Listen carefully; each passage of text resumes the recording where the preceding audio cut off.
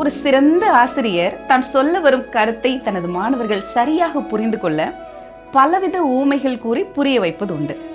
காரணம், அறிவு மிகுந்த மாணாக்கர்கள் கூட சில வேளைகளில் ஆசிரியர் கூறுவதை தவறாக புரிந்து கொள்ள வாய்ப்பு உண்டு. ஆனால் உவமைகள் கருத்தை எளிதாக புரிய வைத்துவிடும். இன்றும் அப்படி சில ஊமைகள் மூலம் ஆண்டவராகிய இயேசு விவரித்த காரியம் என்ன என்று பார்ப்போம் வருங்கள்.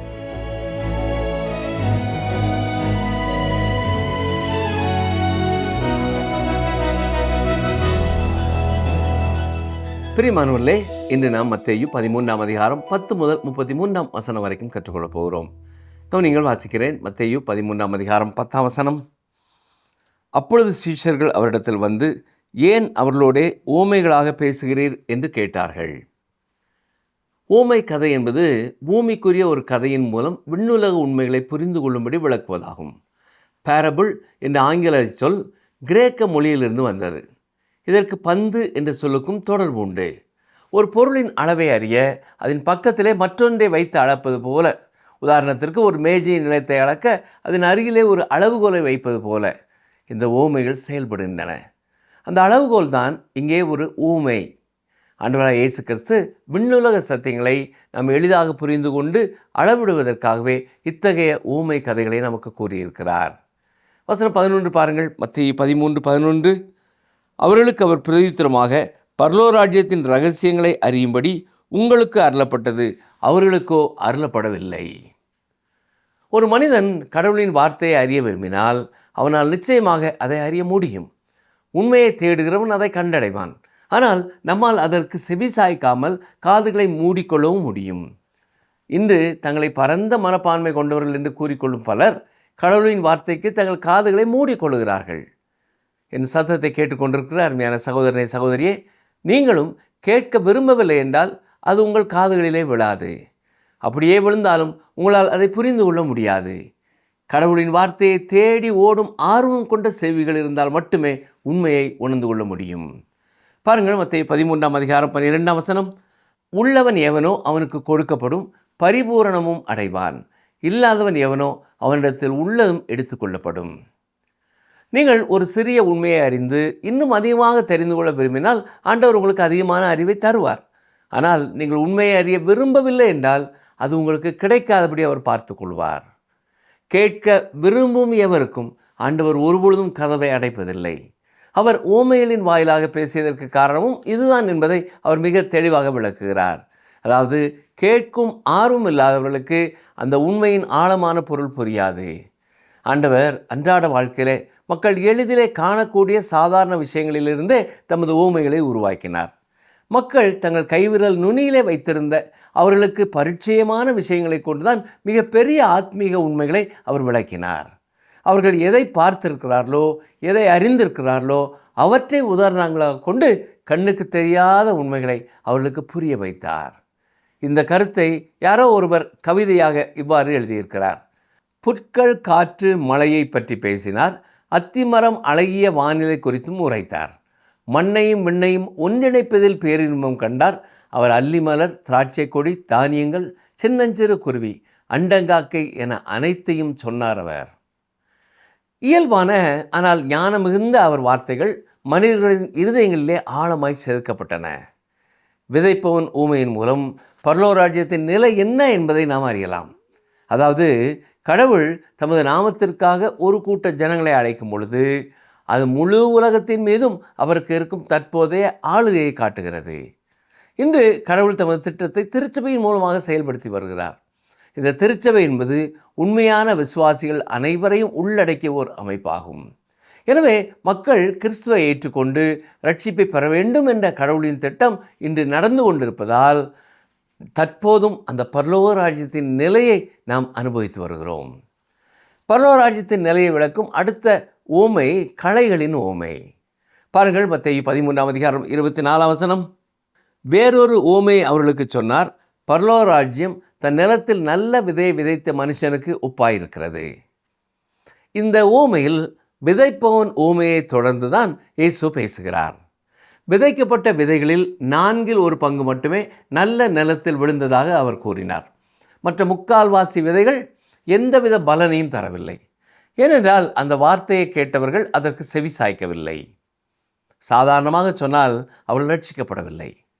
இறை வார்த்தையை கேட்டவர்களிலே கால்வாசி பேர் மட்டுமே உண்மையாக ரட்சிக்கப்பட்டனர்.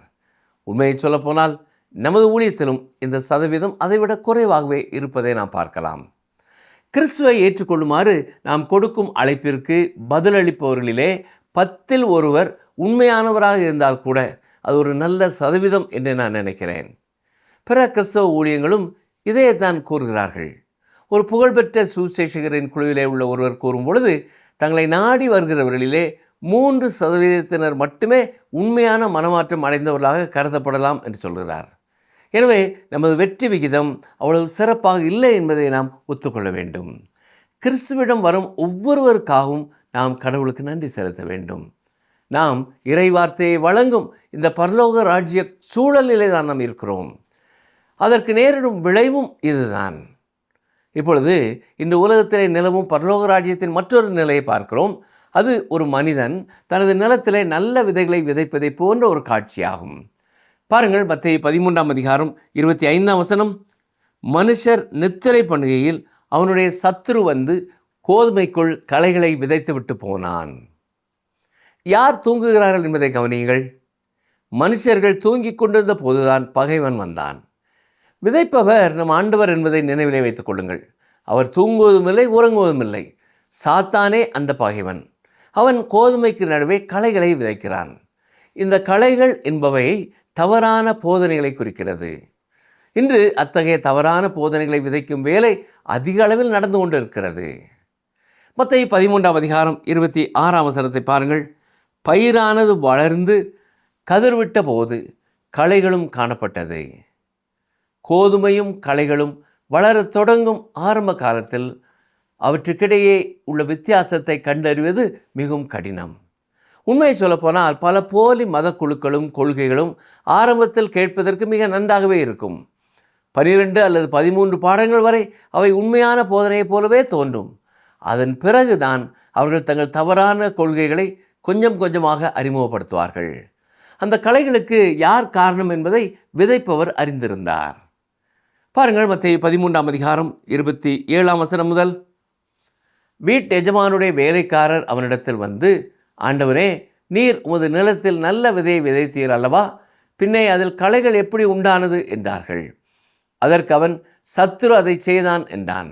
அப்பொழுது வேலைக்காரர், நாங்கள் போய் அவைகளை பிடுங்கி போட உமக்கு சித்தமா என்று கேட்டார்கள். அதற்கு அவன், வேண்டாம், களைகளை பிடுங்கும்போது நீங்கள் கோதுமையும் கூட வேரோடை பிடுங்காதபடிக்கு 2ஐயும் அறுப்பு மட்டும் வளர விடுங்கள். அறுப்பு காலத்தில் நான் அறுக்கிறவர்களை நோக்கி, முதலாவது களைகளை பிடுங்கி அவைகளை சுட்டரிக்கிறதற்கு கட்டுகளாக கட்டுங்கள், கோதுமையையோ என் களஞ்சியத்தில் சேர்த்து வையுங்கள் என்பேன் என்று சொன்னான் என்றார். இது நாம் கவனித்து புரிந்து கொள்ள வேண்டிய மிக முக்கியமான ஒரு காட்சி. ஆண்டவர்கள் என்ன சொல்கிறார்? அந்த களைகளை இப்பொழுதே பிடுங்கி எறிய முயற்சிக்க வேண்டாம். அறுவடை வரை 2மே உண்டாக வளரட்டும். அவை நன்கு வளர்ந்து கதிர்விடும் பொழுது எவை களைகள் எவை கோதுமை என்பதை உங்களால் எளிதாக அடையாளம் கண்டுகொள்ள முடியும். யாராவது என்னிடத்தில் வந்து, இந்த உலகம் முன்னேறி கொண்டிருக்கிறது என்று நினைக்கிறீர்களா என்று கேட்டால், ஆம், உலகம் மேன்மை அடைகிறது என்று தான் நான் பதிலளிப்பேன். வேறு ஒருவர் என்னிடத்தில் வந்து, உலகம் மோசமாகி வருகிறதா என்று நினைக்கிறீர்களா என்று கேட்டால், அவரிடம் நிச்சயமாக உலகம் மோசமாகி கொண்டே போகிறது என்று தான் சொல்வேன். எனது 2 பதில்களையும் கேட்கும் 3வது ஒரு நபர், என்ன சொல்கிறீர்கள் நீங்கள்? 2 பக்கம் பேசுகிறீர்களா? எல்லாரையும் திருப்திப்படுத்துவதுதான் உங்கள் குணமா என்று கேட்பார்.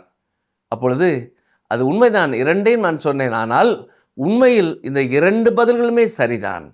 கோதுமையும் வளர்கிறது, களைகளும் வளர்கிறது. உலகம் மேன்மையடைந்து வருகிறது, ஏனென்றால் கோதுமை கதிர்விட்டு வளர்கிறது. இன்று இருப்பதைப் போல இவ்வளவு அதிகமான வேத போதனைகள் எந்த காலத்திலேயும் இதற்கு முந்தி இருந்ததில்லை. அதற்காக நாம் ஆண்டவருக்கு ஸ்தோத்திரம் செலுத்த வேண்டும்.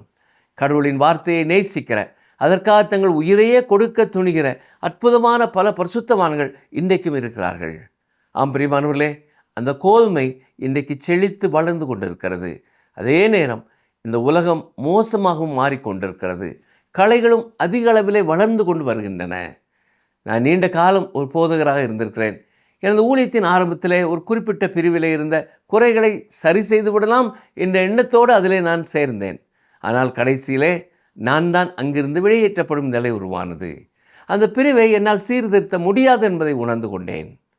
இந்த வேத பகுதியிலிருந்தும் இது தொடர்பான பிற வசனங்களிலிருந்தும் நான் ஒரு முக்கியமான உண்மையை கண்டுகொண்டேன். கர்த்தருடைய வார்த்தையை போதிப்பதே எனது முதன்மையான பணி. அதன் பிறகு நான் களைகளை பிடுங்கும் வேளையிலே இறங்குகிறதில்லை. ஏனென்றால் நாம் களைகளை பிடுங்க முயற்சி செய்யும் பொழுது சில நேரங்களிலே கோதுமையும் சேர்த்தே பிடுங்கி விடுவோம் என்பதை நான் அறிந்திருக்கிறேன். எனவே களைகளை நீக்குவது எனது வேலை அல்ல. கோதுமையை, அதாவது கர்த்தருடைய வார்த்தையை விதைப்பது மட்டும்தான் எனது பொறுப்பு என்பதை இப்பொழுது நான் அறிந்திருக்கிறேன். கடவுளின் வார்த்தையை மக்களிடத்திலே கொண்டு சேர்ப்பதே நம் கடமையாகும். இந்த உலகத்திலே கோதுமையும் களைகளும் ஒன்றாகவே வளர்ந்து வருகின்றன. கிறிஸ்து இந்த பூமியிலே புறக்கணிக்கப்பட்டதற்கும் அவர் மீண்டும் வந்து தனது அரசாங்கத்தை நிறுவுவதற்கும் இடைப்பட்ட இந்த காலத்தில் கிறிஸ்தவ உலகத்திலே நிலவும் பரலோராஜ்யத்தின் நிலை இதுதான். இது கிறிஸ்துவின் உண்மையான திருச்சபையை பற்றிய படம் அல்ல. இது ஒரு குறிப்பிட்ட அமைப்பாக செயல்படும் திருச்சபையை தானே குறிக்கிறது என்று நீங்கள் கேட்கலாம். அது உண்மைதான். ஆனால் அமைப்பாக செயல்படும் எல்லா திருச்சபைகளும் அவருடைய திருச்சபை அல்ல. அவருடைய திருச்சபை என்பது எந்த ஒரு நிறுவனத்திற்கும் கட்டுப்படாத, கண்ணுக்கு தெரியாத பரிசுத்தவான்களின் கூட்டமாகும். கண்ணுக்கு தெரியாதவர்கள் என்று நான் சொல்லும் பொழுது இவர்கள் ஞாயிறு ஆராதனைக்கோ அல்லது வாராந்திர கூட்டங்களுக்கோ வராமல் மறைந்திருப்பார்கள் என்ற அர்த்தமல்ல. ஆனால் பலர் அப்படித்தான் இருக்கிறார்கள். அந்த பிரிவை சேர்ந்தவராக இருந்தாலும் கிறிஸ்துவை இரட்சகராக ஏற்றுக்கொண்டு அவரில் நம்பிக்கை வைத்து அவருடைய வார்த்தையை நேசிப்பவர்களே உண்மையான விசுவாசிகள். இதுவே உண்மையான சோதனை. எனவே கோதுமையும் களைகளும் சேர்ந்தே வளருவதைக் கண்டு நீங்கள் கலங்க வேண்டாம். ஒரு நாள் ஆண்டவர் தமது அறிவாளை கொண்டு கோதுமையும் களைகளையும் தனித்தனியாக பிரித்தெடுப்பார். அந்த வேலை என்னுடையதாக இல்லாததற்காக நான் நன்றி சொல்கிறேன். ஏனென்றால் நானாக இருந்தால் களைகளை பிடுங்கும் பொழுது தவறுதலாக சில கோதுமைகளையும் பிடுங்கி விடுவேன். சரி, அடுத்ததாக இந்த கடுகு விதை ஊமையை குறித்து பார்க்கிறோம். இது ஒரு மாறுபட்ட வகையான விதையை நமக்கு அறிமுகப்படுத்துகிறது. பாருங்கள், மத்தேயு 13ஆம் அதிகாரம் 31, 32 வசனங்கள். வேறொரு ஊமையை அவர்களுக்கு சொன்னார். பரலோக ராஜ்யம் கடுகு விதைக்கு ஒப்பாயிருக்கிறது. அதை ஒரு மனுஷன் எடுத்து தன் நிலத்தில் விதைத்தான். அது சகல விதைகளிலும் சிறியதாயிருந்தும் வளரும்போது சகல பூண்டுகளிலும் பெரியதாகி ஆகாயத்து பறவைகள் அதன் கிளைகளில் வந்து அடையத்தக்க மரமாகும் என்றான். சபைக்கோ அல்லது தனிப்பட்ட விசுவாசிகளுக்கோ கடுகு மரம் என்பது ஒரு பொருத்தமற்ற அடையாளமாகும். பொதுவாக விசுவாசிகளை சித்தரிக்க கனிதரும் மரங்களே பயன்படுத்தப்படுகின்றன. கடுகு என்பது ஒரு சுவையூட்டி மட்டும்தான். அதற்கு உணவுக்குரிய ஊட்டச்சத்து மதிப்பு எதுவும் இல்லை. அது வைட்டமின்கள் நிறைந்த கோதுமை முளை போன்ற ஒன்று அல்ல. அது நமது ஊர் சமையலிலே பெரும்பாலும் தாளிப்பதற்காக மட்டும் பயன்படுத்தப்படுகிறது. கடுகு என்பது நாம் வாழ்வதற்கு தேவையான ஒரு உணவு அல்ல. கடுகு விதை ஒரு சிறிய ஓக் விதை ஒரு பிரம்மாண்டமான ஓக் மரமாக வளருவது போல வளருகிறதில்லை. இது ஒரு புதர் செடியாக, இது வறண்ட பாலைவன நிலங்களிலே மிகச் சிறப்பாக வளருகிறது. கடுகு விதை எல்லா விதைகளிலும் மிகச் சிறியது என்று சொல்லப்படுகிறது. சில ஆண்டுகளுக்கு முன்பு ஒரு தாராளவாத போதகர் கடுகு விதை எல்லா விதைகளிலும் சிறியது அல்ல என்பதை கண்டுபிடித்தார். அவர் வேதாகமத்திலே ஒரு பிழையை கண்டுபிடித்து விட்டதாக கூட நினைத்தார். ஆனால் எல்லா விதைகளிலேயும் மிகச் சிறியது என்று இயேசு கிறிஸ்து எதை குறிப்பிட்டார்? அவர் முன்பாக இருந்த மக்கள் அறிந்திருந்த அனைத்து விதைகளிலும் அதுவே மிக சிறியதாக இருந்தது. மேலும் கடுகு செடி சார்ந்த அந்த தாவர வகையிலேயே அதுதான் மிகச் சிறிய விதை என்பது எனது புரிந்து கொள்ளுதல். ஆம், அது உண்மையிலேயே மிக மிகச் சிறிய ஒரு விதைதான். அது வளர்ந்த பொழுது சிறு செடிகளை விட பெரியதாகி ஒரு மரமாகிறது. ஆகாயத்து பறவைகள் வந்து அதன் கிளைகளிலே தங்குகின்றன. ஒரு சிறு செடியாக ஆகியிருக்க வேண்டிய அந்த சிறிய விதை ஏதோ உரத்தை பெற்று பறவைகள் தங்கும் அளவுக்கு பெரிய மரமாக வளர்ந்து விட்டது. இந்த ஊமையானது கிறிஸ்தவ உலகத்தின் வெளிப்புற வளர்ச்சியை வெளிப்படுத்துகிறது.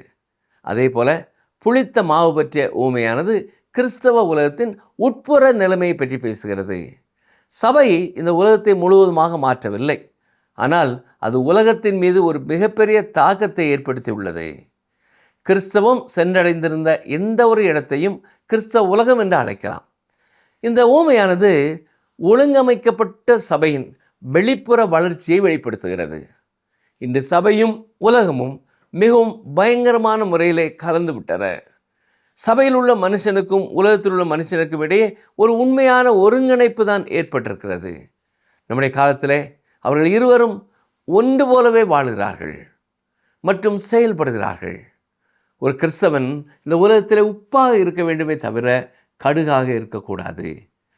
பல ஆண்டுகளுக்கு முன்பு ஆகாயத்து பறவைகள் வந்து அதன் கிளைகளில் தங்குகின்றன என்பதை விளக்க ஒரு தாராளவாத போதகர் இந்த பறவைகள் என்பவை வெவ்வேறு சபை பிரிவுகள் என்று விளக்கினார். பாப்டிஸ்ட் பறவைகள், பிரிஸ்பிட்டேரியன் பறவைகள், மெதடிஸ்ட் பறவைகள் மற்றும் பிற அனைத்து சபை குழுக்களையும் பறவைகளாக குறிப்பிட்டார். அது நிச்சயமாக முதல் ஓமையில் பறவைகளை பற்றி நமது கர்த்தர் அளித்த விளக்கத்திற்கு முற்றிலும் முரணானது. இந்த உரையாடலில் உள்ள ஓமைகளிலே வரும் பறவைகள் நல்ல எதையும் குறிக்கவில்லை, மாறாக அவை தீமையையே குறிக்கின்றன என்பதிலே நாம் உறுதியாக இருக்கலாம். வழியருகே விழுந்த விதையை எடுத்து சென்றவை அந்த பறவைகளே. அவை சாத்தானாகிய சத்துருவை குறிக்கின்றன என்று இயேசு கிறிஸ்து தெளிவாய் கூறினார். இன்றைய கிறிஸ்தவ உலகம் நிறைய அழுக்கான பறவைகள் நிறைந்த ஒரு கடுகு மரமாக இருக்கிறதோ என்று நான் பயப்படுகிறேன். அடுத்ததாக புளித்த மாவு பற்றிய ஓமை இந்த அதிகாரத்தின் திறவுகோல் போன்றது. இதன் முக்கியத்துவத்தை நீங்கள் உணர நான் உங்களுக்கு உதவி செய்கிறேன். கவனியுங்கள். முதலாவதாக மத்தேயு சுவிசேஷம் என்பது வேதாகமத்தின் ஒரு முக்கியமான புத்தகம். இரண்டாவதாக 13வது அதிகாரம் மத்தேயுவின் முக்கிய அதிகாரமாகும். மூன்றாவதாக அதில் உள்ள 33வது வசனம் 13வது அதிகாரத்தின் முக்கிய வசனமாகும். எனவே உண்மையிலே நாம் இங்கே பார்த்து கொண்டிருப்பது வேதாகமத்தின் மிக முக்கியமான வசனங்களிலே ஒன்றாகும். இப்பொழுது இந்த வசனத்திலே உள்ள மிக முக்கியமான போதனையை கவனியுங்கள். வாசிக்கிறேன். மத்தேயு 13ஆம் அதிகாரம் 33ஆம் வசனம். வேறொரு ஓமையை அவர்களுக்கு சொன்னார். பரலோக ராஜ்யம் புளித்த மாவுக்கு ஒப்பாயிருக்கிறது. அதை ஒரு ஸ்திரீ எடுத்து முழுவதும் புளிக்கும் வரைக்கும் 3 படி மாவிலே அடக்கி வைத்தாள் என்றார். கவனித்தீர்களா? பரலோக ராஜ்யம் புளித்த மாவுக்கு ஒப்பாயிருக்கிறது. ஆனால் அதோடு நிறுத்தி விடாதீர்கள். அதை ஒரு ஸ்திரீ எடுத்து 3 மரக்கால் மாவிலே மறைத்து வைத்தாள். இங்கே புளித்த மாவு எதை குறிக்கிறது? சிலர் இந்த புளித்த மாவை நற்செய்தி என்று சொல்வார்கள். அவர்கள் உண்மையை உணர்ந்து கொள்ள வேண்டும். வேதாகமத்தில் எங்குமே புளித்த மாவு ஒரு நல்ல கொள்கைக்காக பயன்படுத்தப்படவில்லை. அது எப்பொழுதுமே ஒரு தீய கொள்கையாகவே பயன்படுத்தப்பட்டிருக்கிறது. வேதாகமத்தில் புளித்த மாவு என்ற வார்த்தை 98 முறை வருகிறது. பழைய ஏற்பாட்டில் சுமார் 75 முறையும் புதிய ஏற்பாட்டில் சுமார் 23 முறையும் வருகிறது. இது எப்பொழுதும் ஒரு கெட்ட அர்த்தத்திலேயே பயன்படுத்தப்பட்டிருக்கிறது. யூத ரபிமார்களின் எழுத்துக்களிலே புளித்த மாவு என்பது எப்பொழுதும் தீமையின் அடையாளமாகவே பயன்படுத்தப்பட்டது என்று அறிஞர் லைட்ஃபுட் குறிப்பிட்டிருக்கிறார். பழைய ஏற்பாட்டிலே தேவனுக்கு செலுத்தப்படும் காணிக்கைகளிலே புளித்த மாவை பயன்படுத்துவது தடை செய்யப்பட்டிருக்கிறது. புதிய ஏற்பாட்டிலே பரிசேயர் மற்றும் சதுசேயர்களுடைய புளித்த மாவை குறித்து எச்சரிக்கையாக இருக்க வேண்டும் என்று ஆண்டவராய் இயேசு கிறிஸ்து மத்தேயு 16:6 எச்சரித்திருக்கிறார். அப்போஸ்தலனாகிய பவுலும் 1 கொரிந்தியர் 5:8 துர்க்குணம் மற்றும் பொல்லாப்பு எனும் புளித்த மாவை பற்றி சொல்லியிருக்கிறார். வேதாகமத்தில் உள்ள அடையாளங்கள் தமக்கு தாமே முரண்படுகிறதில்லை. எனவே மத்தேயு 13 புளித்த மாவு ஒரு நல்ல அர்த்தத்தில் பயன்படுத்தப்படவில்லை என்பதிலே நாம் உறுதியாக இருக்கலாம்.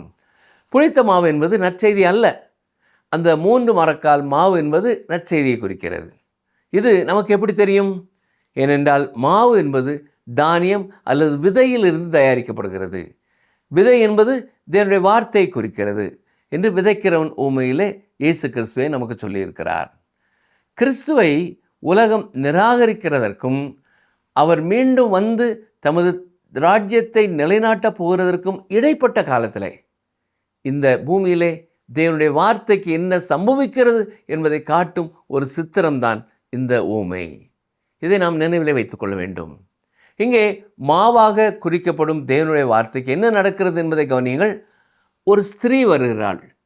சகோதரிகளே, நான் இதை சுட்டி காட்டுவதற்காக என்னை மன்னித்துக் கொள்ளுங்கள். வேதாகமத்திலே போதனை ரீதியான விஷயங்களிலே ஒரு பெண் பயன்படுத்தப்படும் பொழுது அவரோ அல்லது அந்த அடையாளமோ எப்பொழுதும் தீய கொள்கையாகவே சொல்லப்பட்டிருக்கிறது. அவள் புளித்த மாவை எடுத்து அந்த நற்செய்தியாகிய மாவிற்குள்ளே மறைத்து வைக்கிறாள். புளித்த மாவு என்பது நற்செய்தியாக இருந்தால் அவள் அதை ஏன் மறைத்து வைக்க வேண்டும்? நற்செய்தி என்பது வீடுகளின் மேலிருந்து கூவி அறிவிக்கப்பட வேண்டியது இல்லையா? அது பூமியின் கடைசி எல்லை வரை முழங்கப்பட வேண்டியது. தெளிவாக சொன்னால் புளித்த மாவு என்பது ஒரு தீய கொள்கை. அந்த ஸ்திரீ அதை நற்செய்தியாகிய தேவனுடைய வார்த்தையாகிய மாவிற்குள்ளே கொண்டு வந்து நுழைக்கிறாள். இன்றைய காலத்திலே நாம் இதை நிஜமாகவே பார்க்கிறோம். வேதாகமத்தை புறக்கணிக்கும் எந்த ஒரு மத பிரிவோ அல்லது கொள்கையோ இன்று இல்லை. பிசாசை வழிபடுகிறவர்கள், பிசாசு ஆராதனை செய்பவர்கள் கூட வேதாகமத்தை பயன்படுத்துகிறார்கள். ஒவ்வொரு விதமான கள்ள போதகர்களும் தேவனுடைய வார்த்தையாகி அந்த மாவுக்குள்ளே புளித்த மாவை கலக்கிறார்கள். புளித்த மாவு என்ன செய்கிறது? புளித்த மாவு என்பது ஈஸ்ட் போன்ற ஒரு பொருளாகும். இது மாவை புளிக்க செய்ய பயன்படுத்தப்படுகிறது. அதை ரொட்டி மாவிலே போடும் பொழுது அது மாவை உப்பச் செய்கிறது. மேலும் அது மாவை சுவையாகவும் மாற்றுகிறது. இதனால் தான் அநேகர் சில மத பிரிவுகளின் போதனைகளிலே ஒருவித தூண்டுதலையும் சுவையையும் காண்கிறார்கள். இயற்கையான சுவையை பொறுத்தவரை புளிப்பில்லாத ரொட்டி என்பது வெறும் சப்பையாகத்தான் இருக்கும். சிறிது புளிப்பு சேர்த்தால் அது சுவையை மேம்படுத்தும். சுவையான பிஸ்கட்டுகளை செய்கிறவர்கள் அவர்கள் மாவிலே புளிப்பை சேர்த்து அது உப்பி வருவதற்காக அடுப்பின் பின்னாலே வைப்பார்கள். அது ஒரு குறிப்பிட்ட உயரத்திற்கு வந்தவுடன் அவர்கள் அதை அடுப்பிலே வைத்து சுடுவதன் மூலம் அந்த புளிப்பு செயல்பாட்டை நிறுத்தி விடுகிறார்கள். மாவு தொடர்ந்து உப்பிக்கொண்டே போனால் என்னவாகும்?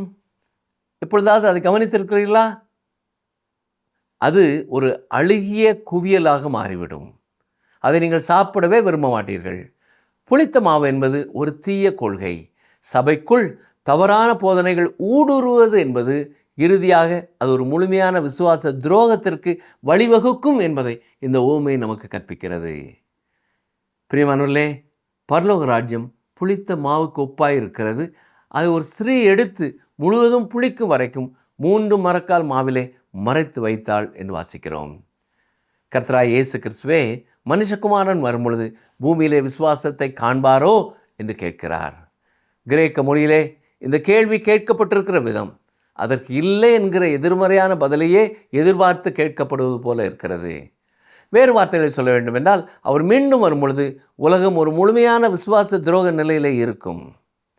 மேலும் ஊழியத்திற்காக படித்து கொண்டிருந்த ஒரு இளைஞனுக்கு அப்போஸ்தலனாகிய பவுல் எழுதும் பொழுது அவர்கள் ஆரோக்கியமான உபதேசத்தை பொறுக்க மனதில்லாமல் என்று 2 தீமோத்தேயு 4:3 எச்சரிக்கிறார்.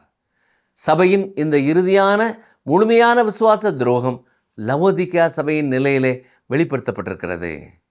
ஆண்டவராகிய இயேசு கிறிஸ்துவின் இந்த உவமைகள் பரலோக ராஜ்யத்தின் தற்போதைய நிலையை நமக்கு தெளிவாக படம் பிடித்து காட்டுகின்றன. இந்த திருச்சபை காலத்திலே வாழும் நாம் 3 முக்கியமான உண்மைகளை நம் இருதயத்திலே ஏந்தி கொள்ள வேண்டும். கடவுளின் வார்த்தை அனைவருக்கும் பொதுவானது. ஆனால் அதன் ஆழமான ரகசியங்கள் சத்தியத்தை தேடுகிறவர்களுக்கு மட்டுமே வெளிப்படுத்தப்படுகின்றன. நம்மிடத்தில் இருக்கும் ஆன்மீக பசிக்கு ஏற்பவே ஆண்டவர் நமக்கு அறிவை கொடுக்கிறார்.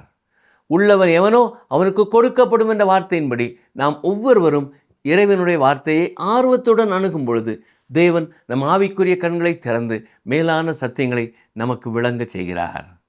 மேலும் இந்த உலகத்திலே நன்மையும் தீமையும் உண்மையான விசுவாசமும் போலித்தனமும் அடுத்தடுத்து வளர்வதைக் கண்டு நாம் சோர்ந்து போக வேண்டியதில்லை. தீமையை வேரோடு பிடுங்குகிறேன் என்ற பெயரிலே நாம் கோதுமையை சேர்த்து பிடுங்கிவிடக்கூடாது. நம்முடைய பணி என்ன? களைகளை கண்டுபிடிப்பதல்ல, நற்செய்தியாகிய நல்ல விதையை விதைப்பது மட்டும்தான் நம்முடைய பணி.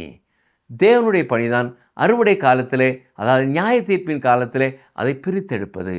எனவே நாம் மற்றவர்களை குறித்து தீர்ப்பு வழங்காமல் நம்முடைய விசுவாசத்திலே உறுதியாயிருந்து கதறிவிட வேண்டும்.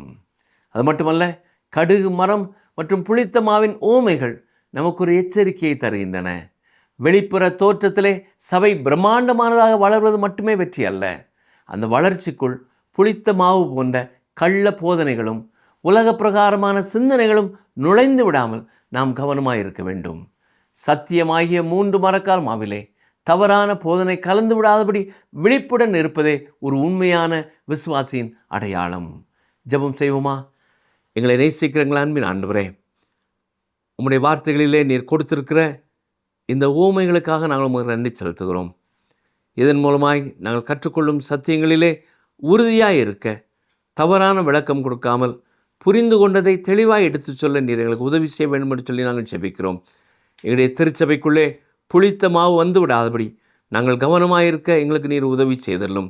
களைகள் எங்களை சுற்றி இருக்கிறது என்று நினைத்து கொண்டே ஆண்டவரே, நாங்கள் உம்மை விட்டு வழி விலகி போய் விடாதபடி உண்மையிலே நாங்கள் உறுதியாய் நிலைத்திருந்து உமக்குள்ளே வளர கனி கொடுக்க நீரே உதவி செய்ய வேண்டும் என்று சொல்லி நாங்கள் ஜெபிக்கிறோம். நாங்கள் எந்தெந்த இடங்களில் வைக்கப்பட்டிருந்தாலும் எங்களை சுற்றி இருக்கிறவர்களுக்கு உம்முடைய வசனத்தை கொடுக்க வேண்டும் என்ற பொறுப்புள்ளவர்களாய் வாழ எங்கள் ஒவ்வொருவரையும் நீர் பலப்படுத்தும். இயேசு கிறிஸ்துவின் நாமத்தினாலே தாழ்மையோடு ஜெபிக்கிறோம் பிதாவே, ஆமேன். பிரியமானவர்களே, இந்த நாளின் நிகழ்ச்சியும் உங்களுக்கு ஆசீர்வாதமாக இருந்திருக்கும் என்று நம்புகிறோம். ஆண்டவர் உங்கள் உள்ளத்திலே சொன்ன காரியங்களை குறித்து ஆழமாய் சிந்தித்து பாருங்கள். செயல் வீரர்களாய் மாறுங்கள். கர்த்தர் உங்களை ஆசீர்வதிப்பாராக. ஆமேன்.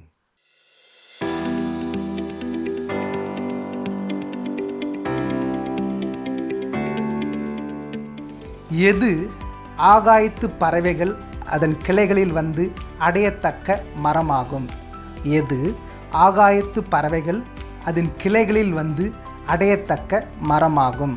ஆப்ஷன் ஏ கடுகு மரம், ஆப்ஷன் பி கேதுரு மரம், ஆப்ஷன் சி ஒலிவ மரம்.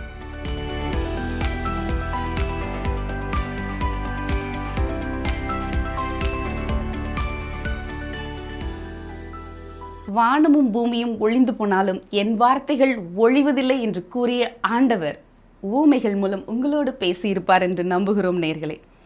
பரலோக ராஜ்யத்தின் கருத்தை சரியாக புரிந்து கொள்வது முக்கியம். அதற்கு பரிசுத்த ஆவியானவரின் உதவி மிகவும் தேவை. இலைகள் நிறைந்த அத்திமரம் போல் இல்லாமல் ஆவிக்குரிய கனிகள் நிறைந்த மரங்களாக மாறி தேவனுடைய நாமத்தை நாமும் மகிமைப்படுத்துவோம்.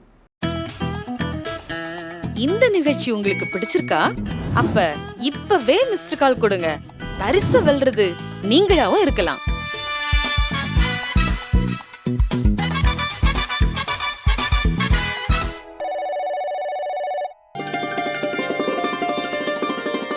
நீ நெகிழப்பட்டதும் கைவிடப்பட்டதும் ஒருவரும் கடந்து நடவாததுமாயிருந்தாய். ஆனாலும் உன்னை நித்திய மாட்சிமையாகவும் தலைமுறை தலைமுறையாயிருக்கும் மகிழ்ச்சியாகவும் வைப்பேன்.